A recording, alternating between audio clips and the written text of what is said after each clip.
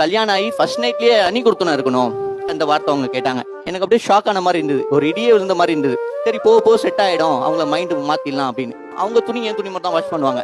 இந்த மாதிரி எதுக்கு நீங்க துணி வாஷ் பண்ணல அப்படின்னு சொல்லி கேட்டதுக்கு அவங்க என்ன பண்ணிட்டாங்க, உன் வீட்டு வேலைக்காரியா நான் உன்னதான் கல்யாணம் பண்ணியிருக்கேன், உங்க அம்மா அப்பாக்குனா நான் வேலைக்காரி இல்ல, வேலைக்காரினா நீ வேலைக்காரி வச்சுக்கோ, வேணும்னா தனியா வாழு, அப்படி இல்லைன்னா அப்படின்னு சொன்னாங்க. எங்க அம்மா என்ன பண்ணாங்க, ரொம்ப ஃபீல் பண்ணி நான் வீட்டுல இல்லாதப்போ அப்பப்போ சொல்லி காட்டினாங்க போல. அவங்க கிட்ட சொல்லி கொடுத்தோம், 2 பேருக்கு உள்ளுக்குள்ளேயே டாம் அண்ட் ஜெரி மாதிரி பிரச்சனை போயிருக்கு. அது அப்படியே என்ன ஆயிடுச்சு, வாய் சண்டை அவங்க அம்மா வரைக்கும் போயிடுச்சு. ஒரு நாள் மாமியார் வீட்டுக்கு போறேன், மாமியார் எனக்கு எப்படி சொன்னா வெல்கம் பண்ணாம ஒரு மாதிரி ஹேட் பண்ணாங்க.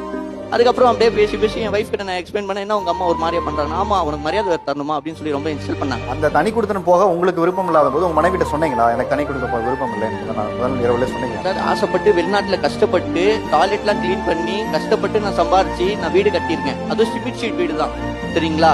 எங்க சிமெண்ட் ஷீட் வீட்டுல யாருன்னா தர்மாக்கோல் போட்டு ஏசி போடுவாங்களா சார்? எங்க அப்பா எனக்காக போட்டார் சார். என் பொண்ணு நல்லா, என் பையன் நல்லா இருக்கணும், என் மருமகன் நல்லா இருக்கணும்னு சொல்லி எந்த மாமனா சார் அப்படி நினைப்பாங்க சொல்லுங்க? எனக்கு குழந்தை பிறந்து ஒரு 3 மந்த்லயே எனக்கு அவங்களே டைவர்ஸ் கொடுத்துட்டாங்க எனக்கு. இப்போ நான் செகண்ட் மேரேஜ் பண்ணி, செகண்ட் மேரேஜ்லயும் என்னன்னா மாமியார் மருமகளுக்குள்ள அண்டர்ஸ்டாண்டிங் இல்ல சார்.